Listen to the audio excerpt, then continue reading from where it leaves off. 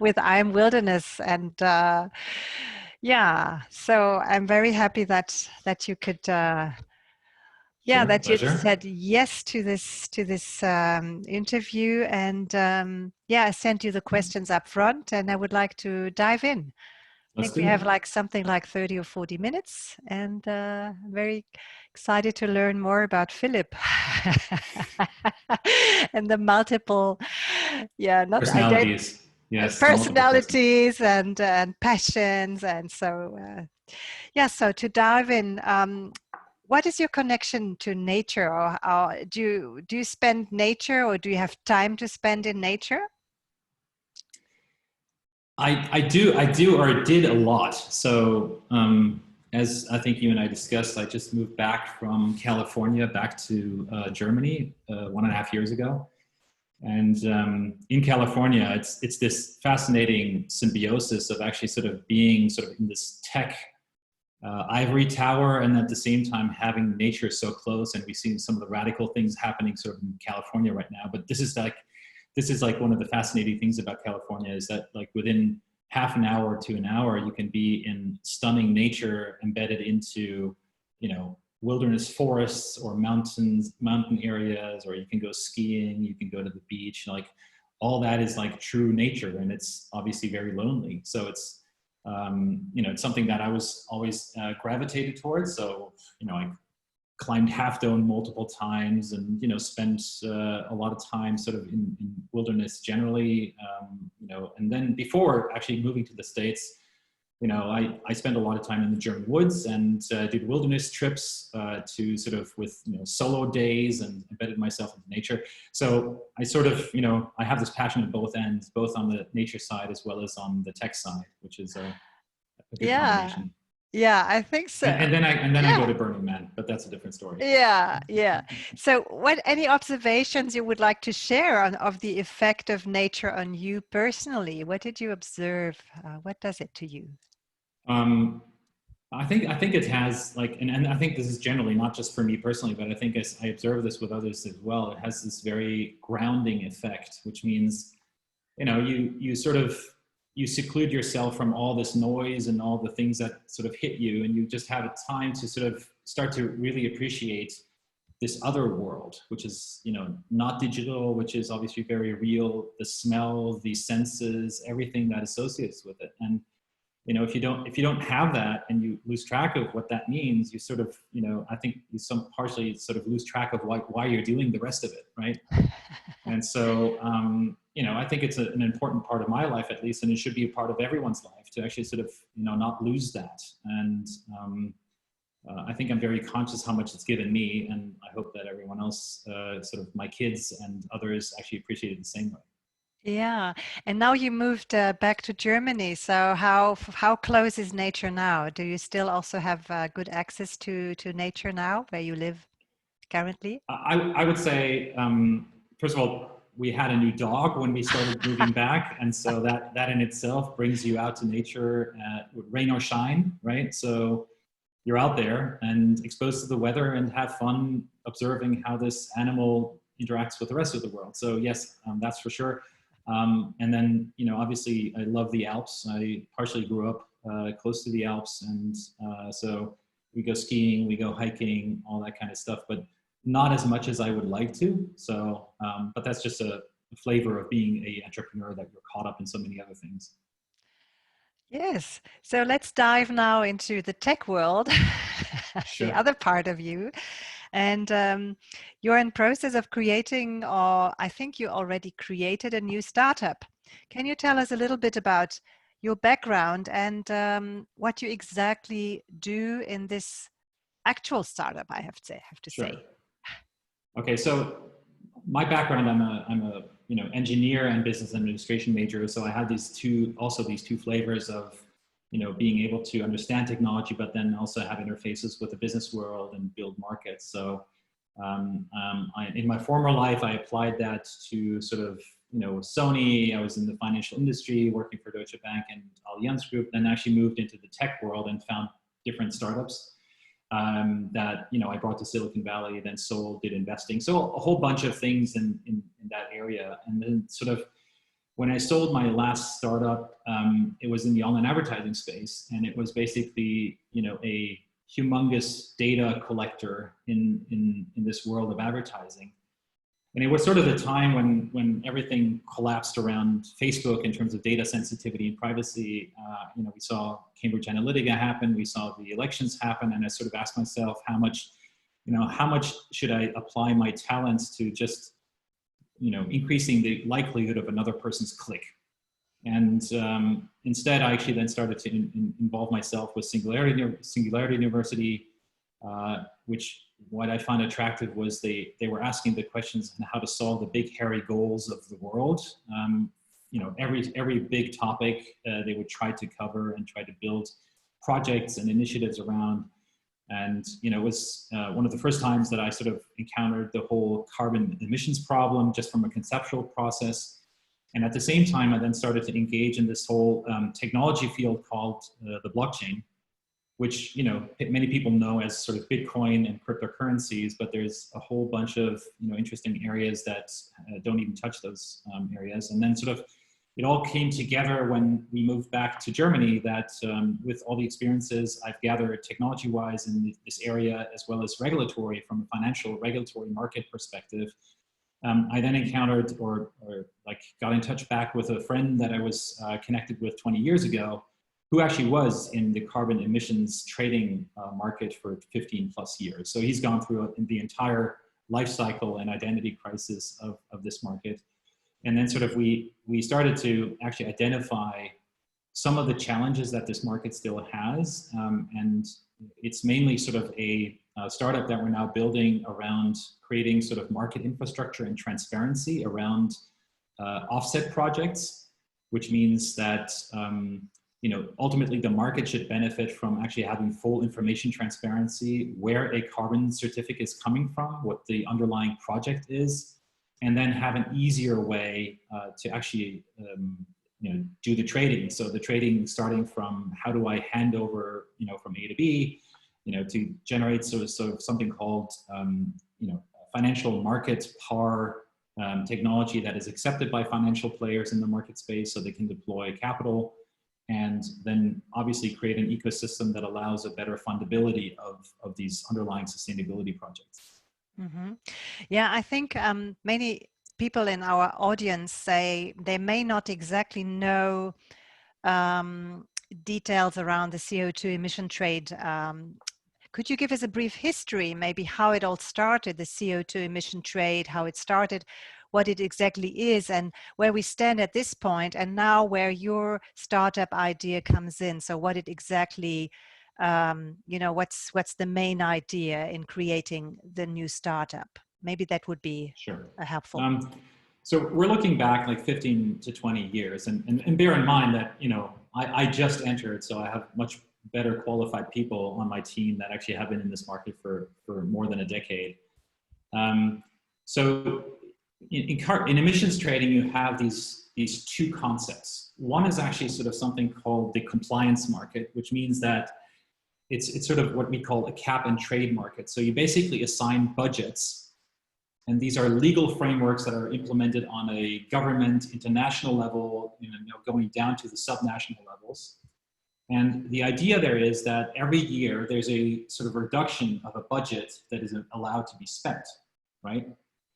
So this, obviously, examples of this are sort of the Clean Development Mechanism, CDM, or sort of the emissions trading system of the European Union called EU ETS, or there's a system in California called the Californian Carbon Market. And the basis of this is obviously the Kyoto Protocol, which then sort of had goals to actually reach, you know, a carbon neutrality by 2050. And one of the mechanisms is to reduce basically these budgets over time. And the idea was that actually while reducing it, you would incentivize efficiency gains in the type of production mechanisms, the type of transportation, the type of, you know, energy usage, and that people over time have a long-lasting time period to then adopt to it. Now, if someone is actually sort of like emitting less than that budget that is assigned to an industry, to a certain player in the industry, then they can actually go off and sell these certificates that they've been assigned and make money off of them. And on the other hand, if someone actually has, for good reason, possibly a reason to emit more than what was allotted to them, they can go to the market and pay for that.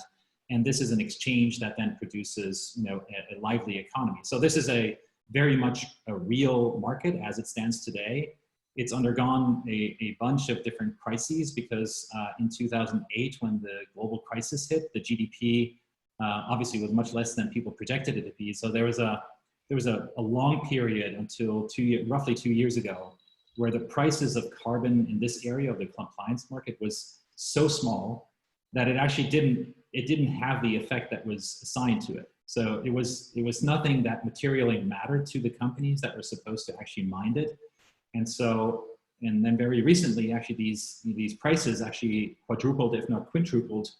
And suddenly there is a real scarcity. There's a real increase in price. There's a real way that people reconsider how they actually produce energy, what they consume, etc. The other big market is a market called the voluntary market. So this is outside of any kind of government regulation. There are different standards that evolve, and the idea is there that there's offsets, which means that there's a market for climate reducing or carbon absorbing projects. And this could be, you know, forestry, this could be, you know, putting in place a new renewable energy source. It could be like capturing methane or other things that then actually are documented to have a difference versus the status quo. So when those projects start producing, so when a forest starts actually growing, it captures carbon, and that can be measured, and then there's certain registries that give certificates as a result of that. And the consumers of these certificates are typically companies. So just yesterday, actually, Google announced that by 2050, they would be a completely carbon neutral company. So all their energy that they consume today is already green, but until 2050, they want to actually neutralize all activity of all humans employed by the company, of all infrastructure deployed by the company. And a purchaser suddenly evolves where they will offset their activity with these kind of certificates. And this voluntary market, the second one that I'm just mentioning, is a very complicated one because you have, you know, these projects, and you have different types of projects. You have like vetting mechanisms. You have a very intransparent price determination because there's often other goals in those projects that matter to people more than other things. So we're far away from simplifying that one. And so, but at the same time, it's a crucial market to actually reach all the goals that everyone's now, since 1.5 years, are formulating. And it's going to be interesting to see how the plumbing of this market can actually change and become more efficient in order to reach that goal of, you know, reducing only 25 gigatons of emissions by 2050, which is the whole goal of only 1.5 degrees of climate increase. Yeah, we can already see in our conversation that it's quite complex. It's like a jungle where you have to orient yourself in what is happening, what is not happening. So what is your contribution regarding the CO2 emissions with the new company, and what was the initial idea? What is making this place hopefully a better place with your startup? So I think I don't think necessarily we can claim that we directly impact the carbon emission. However, I think there's a humongous, and it's hard to say how to overstate how important it could be. If we succeed in what we're doing, there is a significant financeability that comes into these climate projects, which means today, since it's a very intransparent market, since there's no institutional engagement, there's a lot of money that is still not making it to fund these projects. And these projects are key to reach these climate goals. So if we succeed, I think the indirect effect that we have is that suddenly more money is being deployed to fund the underlying projects, which obviously start producing in time periods of 5 to 10 years. And then there's a much more objective way to judge these projects and to judge a market price. So if we succeed, I think we're going to have a massive effect on potentially reaching these goals, and indirectly facilitating money that then contributes to building these project or the carbon reducing projects. So I think it's a crucial piece in the puzzle of actually going forward markets and how they should function. In the end, actually carbon emission certificates, they can actually surpass the whole market of oil at some point in time. And many people have to see it today as a real fuel, because in order to do production, to do transportation, you need this to actually judge, to justify what you're doing.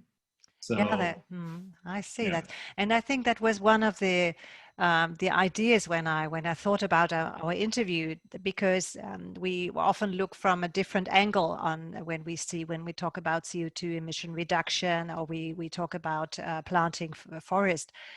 But I think for many people, and I think I wanted to really put this lens also in that to create an awareness that the financial market is also could be beneficial, not only harming for for our planet, when we find companies like yours that you know, to put together the puzzle pieces, to put the capital, the finances, and investing in projects for recovery, let's say, or to just like a basically, I know, you know, I'm a doctor, so it's kind of a healing process too. So on this level, yeah. So that's It's how I kind of see it. interesting when you Yeah, boil this whole concept of a yeah, CO2 certificate yeah. down to what I call sort of a transport protocol.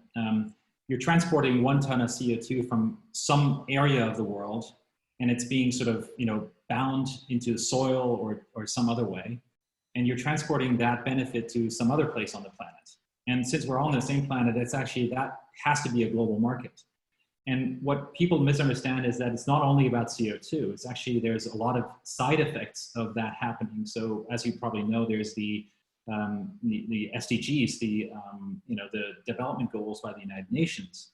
And a lot of these projects actually benefit more than just climate change. So in a way, by focusing on this area, there's a lot of side benefits in other SDG goals that happen too. But, you know, the 1 ton of CO2 is one of the most, and it still has its challenges, but one of the most quantifiable things that you can do to actually sort of produce other side effects as well. So, you know, by solving this market, you're solving a lot of other problems as well. Mm. So can we dive a little bit deeper in what exactly you're doing now? What is the main idea? How do you find the clients find you, and what is the difference now to what is already exists in the CO2 trade? Sure. So we don't reinvent the wheel of how these projects get created or how they get certified for a registry giving them a certificate, right? All that exists, and it's a complicated process, but there's a whole ecosystem of registries and auditors that exist that actually put this on, you know, around about 25 different registries, of which something to the tune of 4 matter. The problem then exists that it's, as I described, it's very complicated to then actually assess each project by project. So the first thing that we're doing is actually sitting on top of that ecosystem and creating a sort of a digital certificate that has all the pointers to all the foundational data that connects with that certificate. And then connecting it with reference market data, third-party data, to then actually give a context, to, you know, give a assessment and allow people to authenticate or to say that this data is correct or incorrect. So we're starting there. So this is still then a very heterogeneous, you know, entity, but still by digitizing it, it's a much more tradable and much more movable entity that then also has a full documentation associated with it. You know, when someone decides to retire the certificate, it actually sort of has all the documentation associated with it. Now, the second step that we're doing is we work with institutional investors to define what are the parameters and criteria that they are looking for, which is still a very much a demand-driven market. So if Microsoft goes out and says, I want to buy, you know, $1 billion worth of certificates in the next 10 years, they will have their flavor of what quality metrics they're looking for. And funny enough, they will be pretty consistent with the way that maybe Amazon or Google looks at them, right? So what we're doing then with this heterogeneous digitized version is we're clustering them in a commodity product that effectively has certain quality elements to them. So there might be 4, maybe 10 over time, and maybe, you know, different kind of commodity products that evolve. but they're all driven by the fact that a certain investor circle is looking for them. So in this case, it's a piece that actually benefits from, securitization, which means sort of a financial market securitization, by actually having the underlying metrics and the data to support that, and in the end, then connecting it with real financial markets as financial products. So a investment officer of Microsoft wouldn't need to hire a team of 5 people to go and vet different projects and execute them over the counter, but they can simply go to a financial market exchange and just buy them as a financial product, and also do hedging and forward trading and all that kind of stuff that actually you need to do to risk mitigate what as a CFO or a CIO you're doing. So what I'm hearing is something like also more simplification, or that clients or companies get better access and understanding, also regarding transparency and correct data, so that that it's a true benefit what you're delivering in terms of transparency and could I say also honesty, so that there's not only greenwashing or yes. So there's a whole realm of credibility, right? So there's an initiative on the United Nations side, which is called the Carbon Trading Warehouse, which in the end is the same goal to avoid double accounting, double dipping, which means that a project that has been sold to a company in Europe suddenly also gets the same credit in the Mexican context, and suddenly you have two tons relating to the same that actually float out there. So one is that this infrastructure will make it end-to-end transparency, and obviously it's hard to say what exactly the effects of that is going to be and who's going to make use of it, but we know that this is actually for the investor circles, this is important, but then also from a global perspective, people will take a look at it. The second piece is, as you rightly say, it's about these 2 different sophistication levels, bringing them together. Right now there's a disconnect. You can't talk to one another because it's too complicated for one, and it's actually too fragmented and too little accessibility for the other. So by simply bringing and hiding complexity between the 2, you can make them talk to one another. And I think the last one is really just like you mentioned, the objective nature, meaning a market price is important because it allows the valuation of a project, the forward financing of a project, the deployment of opportunities, and what the certificate should have is actually it should guide the money to where actually the best effect for a carbon reduction is. And I think without a market like this, we won't get there. Mm-hmm. So what did you observe currently? We have the COVID pandemic, and of course, climate crisis is ongoing. What do you currently observe in the market, also from your clients, from people, you're talking about your project. What are the responses? What do you observe? I think like first of all, just on a global scale, not relating to the model, I think building a startup in COVID-19 times is not an easy thing. I think there was obviously or observed a lot of insecurity at the beginning. It had nothing to do with how we approached investors and partners, but it was mostly just this oh shit moment.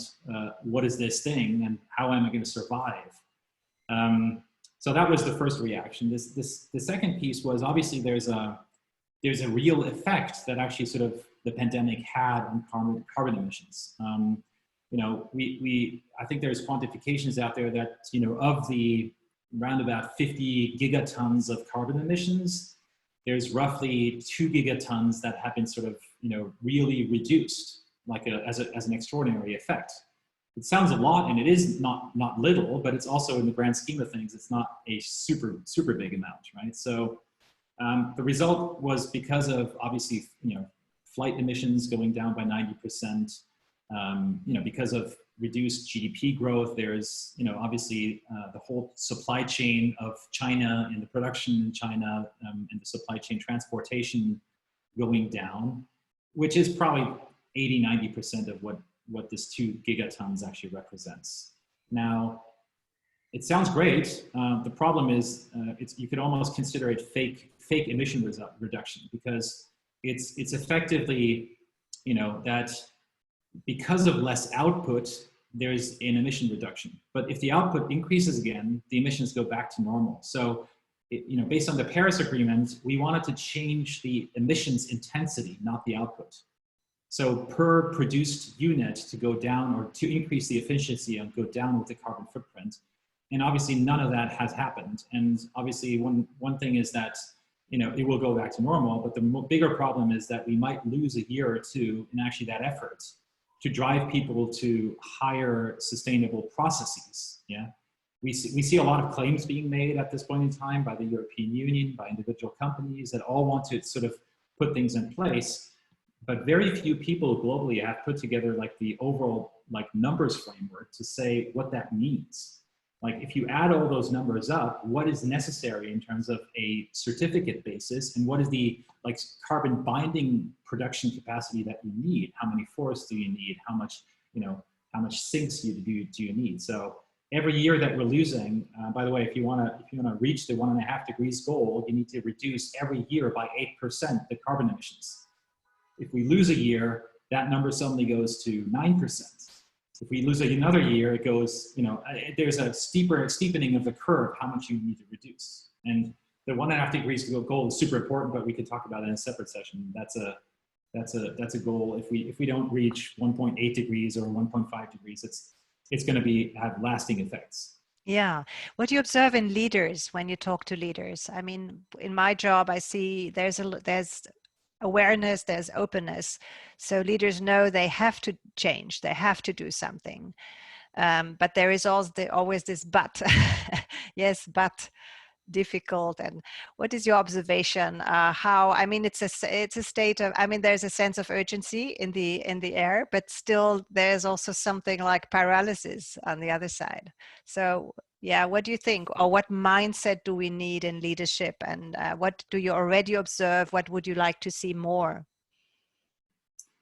So I think the fact that this is necessary is no longer really doubted by anyone, except for maybe the coal miners and, coal energy producers.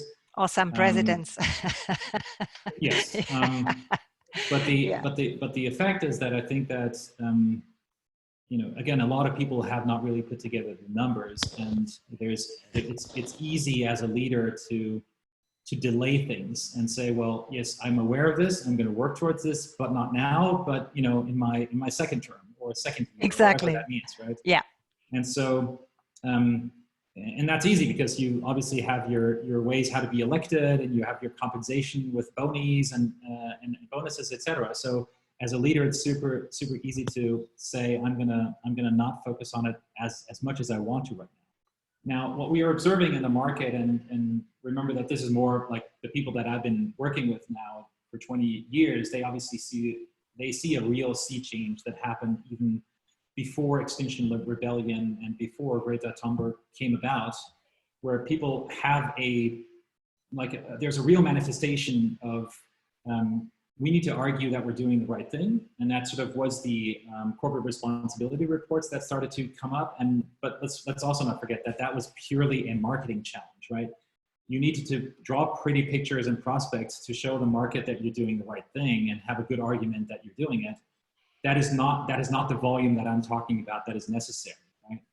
And so since the effects of the carbon compliance market started to take effect, obviously certain industries that are more energy intensive already are seeing, that it's moved from being a marketing efforts to actually a procurement effort. So my partner always calls it from beauty to duty, where we now need to move into, really looking at the bare bones mechanics rather than like the gorillas in the, in Congo or something that look good, but actually don't actually have that kind of scalable effect.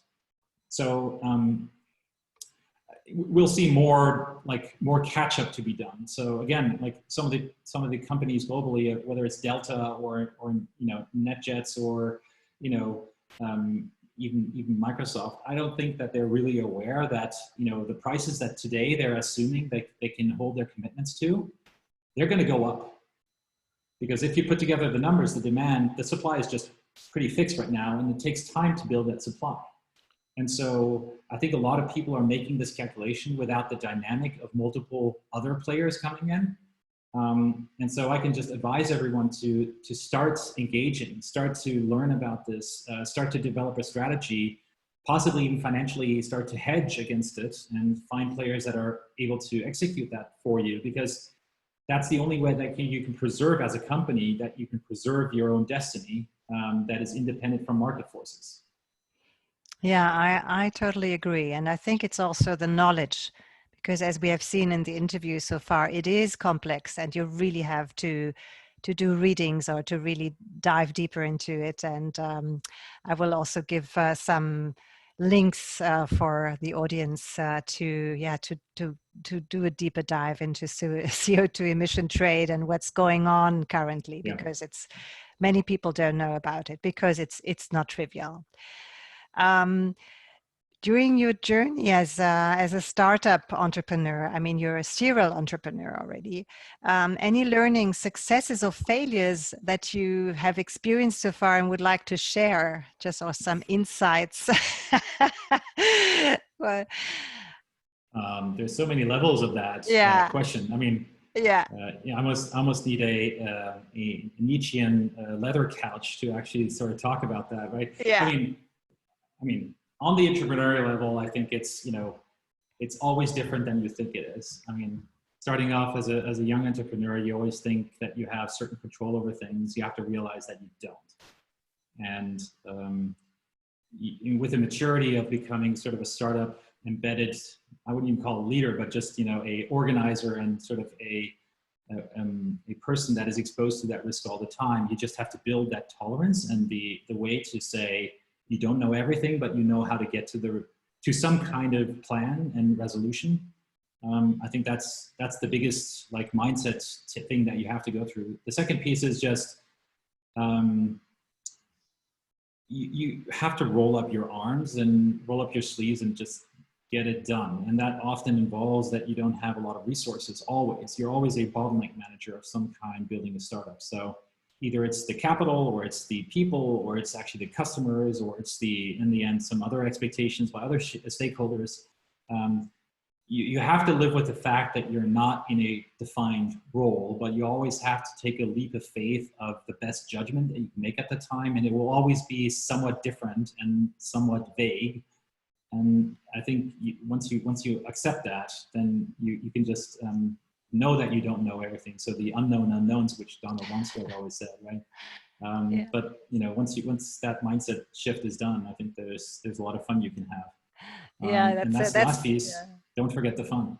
Yeah. A lot of people get bogged down by that kind of pressure, and in the end, it's about actually, doing exciting things with less and less resources. Which I mean that I think Steve Jobs said this is like the technology, or actually he said the Mac is the bicycle for the mind. I think we have to say out loud that we as individuals have more powerful tools than ever before to change things, to build things, to execute things. I mean, when I started building companies, I still had to plug together servers and server racks. Today, I just whip out a credit card and then scale it on Amazon AWS, and there's nothing that stops me from being a one-man company. So it's not about building huge teams; it's about building real solutions that help people. Yeah. That also reminds me of being in the bush or being in the wild.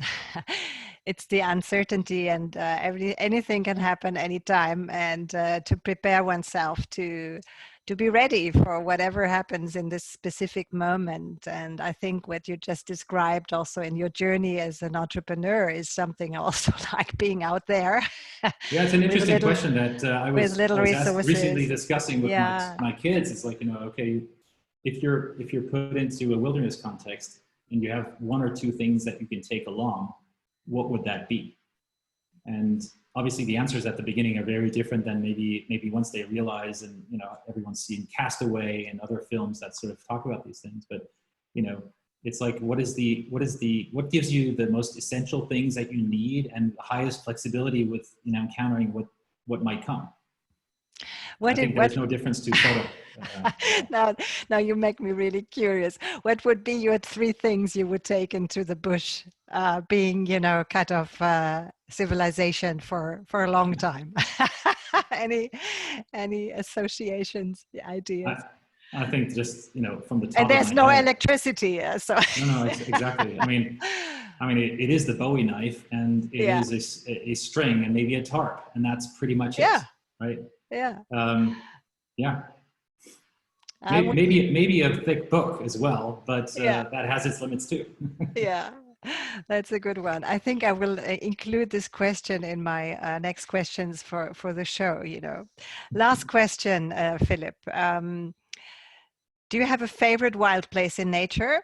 And I mean, we talked already about California, but yeah, maybe something you want to share, or what exactly touched or impressed you. Maybe there's something, or maybe on your bucket list where what you still would like to see, a Well, there's a nature lot place. that I would want to see, and I've Maybe the top always, two, top yeah, three. no, I know. I've always seen like traveling as one of the biggest gifts that, you know, I can give to myself or my wife and my family. Or, but you know, when I look back, I think so. After my high school, I went to work in Namibia on a farm for around about six months.